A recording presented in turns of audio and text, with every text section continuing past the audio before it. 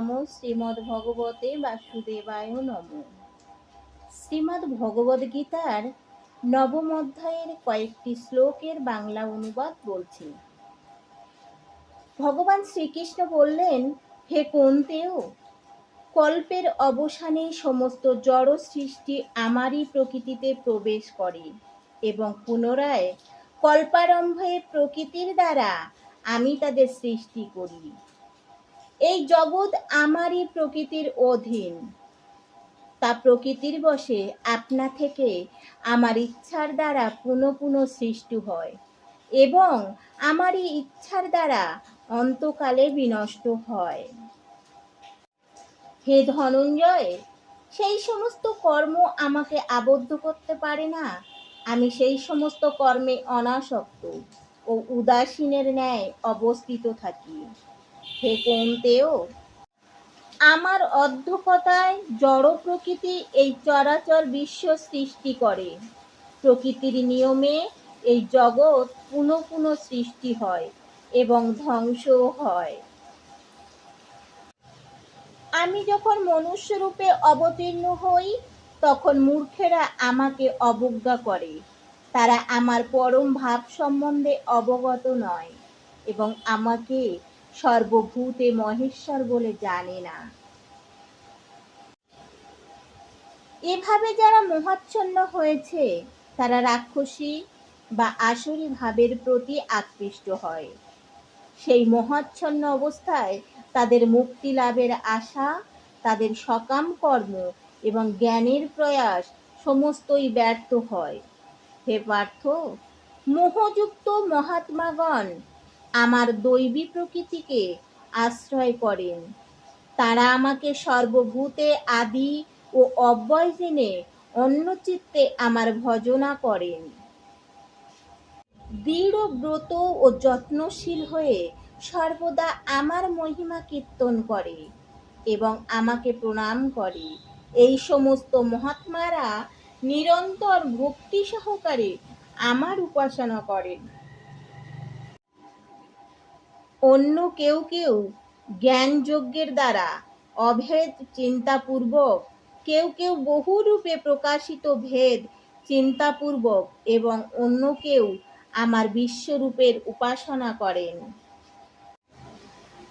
আমি অগ্নিষ্টম, আমি সৌতযজ্ঞ, আমি বৈশ্যদেব আদি স্নাতযজ্ঞ, আমি পিতৃপুরুষের উদ্দেশ্যে শ্রাদ্ধাদি কর্ম, আমি রোগ নিবারক ভেষজ, আমি মন্ত্র, আমি হোমের ঘৃত, আমি অগ্নি, আমি হোমপ্রিয়া। আমি এই জগতের পিতা মাতা বিধাতা পিতামহ, আমি জ্ঞেয়, বস্ত্র শোধনকারী ও ওঙ্কার, আমি ঋক সাম ও যজুর্বেদ। আমি সকলের গতি, ভর্তা, প্রভু, সাক্ষী, নিবাস, স্মরণ ও সুহৃদ। আমি উৎপত্তি, নাশ, স্থিতি, আশ্রয় ও অব্যয় বীজ। হে অর্জুন, আমি তাপ প্রদান করি এবং আমি দৃষ্টি আকর্ষণ ও বর্ষণ করি। আমি অমৃত এবং আমি মৃত্যু। জড় ও চেতনা উভয়ই আমার মধ্যে স্থিত।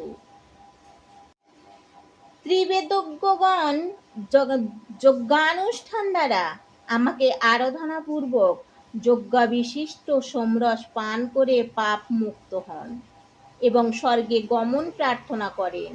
তারা পূর্ণকর্মের ফলস্বরূপ ইন্দ্রলোক লাভ করে দেবভোগ্য দিব্য স্বর্গসুখ উপভোগ করেন। তারা সেই বিপুল স্বর্গসুখ উপভোগ করার পর পূর্ণ ক্ষয় হলে আবার মর্তলোকে ফিরে আসেন। এভাবেই ত্রিদেবোক্ত ধর্মের অনুষ্ঠান করে ইন্দ্রিয় সুখভোগের আকাঙ্ক্ষী মানুষেরা সংসারে কেবলমাত্র বারবার জন্ম ও মৃত্যু লাভ করেন। অনন্য চিত্তে আমার চিন্তায় মগ্ন হয়ে পরিপূর্ণ ভক্তি সহকারে যারা সর্বদাই আমার উপাসনা করেন, তাদের সমস্ত অপ্রাপ্ত বস্তু আমি বহন করে আনি এবং তাদের প্রাপ্ত বস্তুর সংরক্ষণ করি হে কুন্তেয়, যারা অন্য দেবতাদের ভক্ত এবং শ্রদ্ধা সহকারে তাদের পূজা করে, প্রকৃতপক্ষে তারা অবিধিপূর্বক আমারই পূজা করে থাকে। আমি সমস্ত যজ্ঞের ভক্তা ও প্রভু। কিন্তু যারা আমার চিন্ময় স্বরূপ জানে না, তারা অধঃপতিত হয়।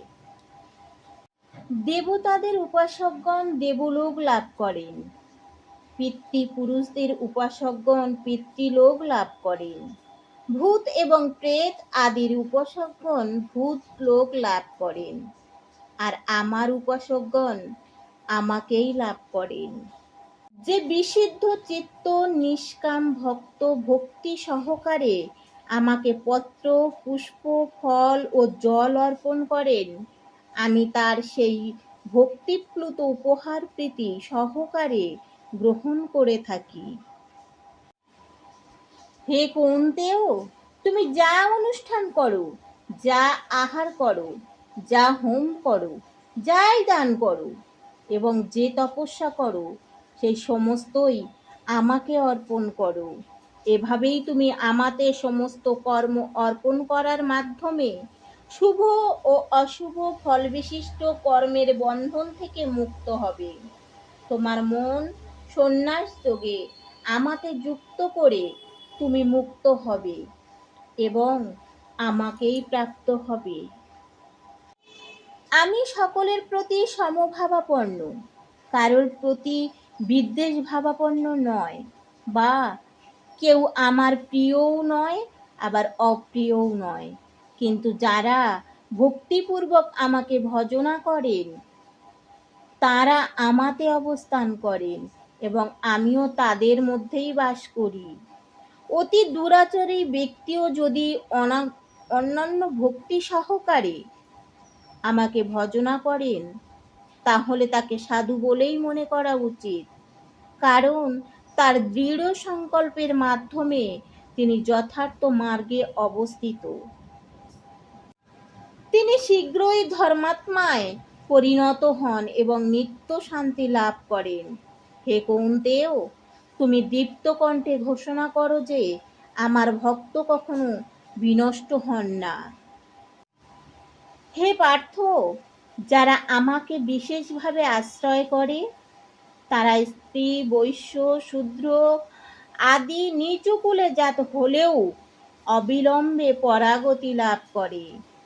পূর্ণবান ব্রাহ্মণ, ভক্ত ও রাজর্ষিদের আর কি কথা, তারা আমাকে আশ্রয় করলে নিশ্চয়ই পরাগতি লাভ করবেন। অতএব তুমি এই অনিত্য দুঃখময় মর্ত্যালোকে আমাকে ভজনা করো। ভগবান আরো বলছেন, তোমার মনকে আমার ভাবনায় নিযুক্ত করো, আমার ভক্ত হও, আমার পূজা করো এবং আমাকে প্রণাম করো।